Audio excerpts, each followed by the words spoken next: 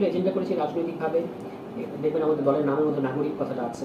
এই নাগরিক কথাটা আনার মানেই হচ্ছে যে রাষ্ট্রের সাথে একটা ব্যক্তি, রাষ্ট্রের ওই সীমানার মধ্যে যত ব্যক্তি আছে তারা রাষ্ট্রের সবাই সদস্য, রাষ্ট্র কারোর প্রতি ডিসক্রিমিনেশন করতে পারবে না।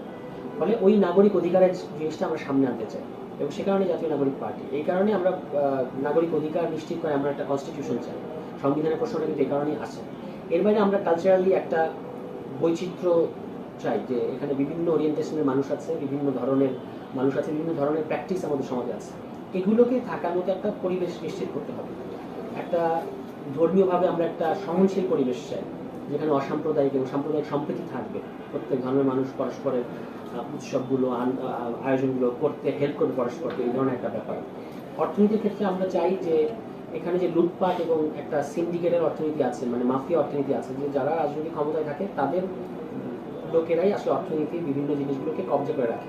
এখান থেকে আমরা অর্থনীতিকে মুক্ত করে একটা উৎপাদনশীল পুঁজিবাদী যে অর্থনীতি, গতিশীল অর্থনীতি, সেই ধরনের অর্থনীতি করতে চাই, যেখানে কর্মসংস্থান নিশ্চিত করা হবে।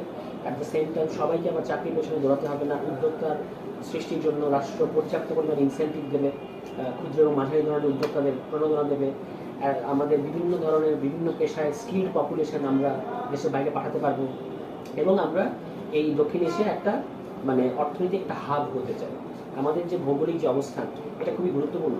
এই অবস্থান থেকে আমরা পুরো দক্ষিণ এশিয়ার একটা মিলন কেন্দ্র হতে পারি। মানে যেটা অনেক গবেষক বলেছেন যে রিচার্ড ইটনদের সাথে বিরোধিতা করে। রিচার্ড ইটনরা মনে করেন যে এটা হচ্ছে ফ্রন্টিয়ার, শেষ সীমানা, সভ্যতা এখানে এসে শেষ হয়েছে। অনেক কিন্তু বলছেন যে এটা সভ্যতার গেটওয়ে, এখান থেকে শুরু হয়েছে, মানে পুরো পৃথিবীর সাথে যোগাযোগটা এখান থেকে শুরু হচ্ছে, এই ডেল্টার মধ্য থেকে। ফলে এই জিনিসটা আমরা এখন যেহেতু আবার এই ডেল্টার বা এই অঞ্চলের বিভিন্ন রাষ্ট্রের মধ্যে আমরা বিভক্ত আছি, ফলে এই রাষ্ট্রীয় সীমানাগুলো মেনে নিয়েই কীভাবে পারস্পরিক আদান প্রদান করা যায়, অর্থনৈতিক, সাংস্কৃতিক, রাজনৈতিক যোগাযোগগুলো কীভাবে হতে পারে, সেটাও আমরা বিবেচনা করি। এবং সেই কারণেও আমাদের নানা ধরনের কর্মসূচি বা আমরা যখন ইশতেহার করবো, সেখানে এই জিনিসগুলো থাকবে যে দক্ষিণ এশিয়ার মধ্যে একটা সার্কটাকে পুনরুদ্ধার করে আন্তঃযোগাযোগগুলো কেন আমরা বাড়াতে পারবো, কীভাবে, এগুলো আমাদের পরিকল্পনার মধ্যে আছে।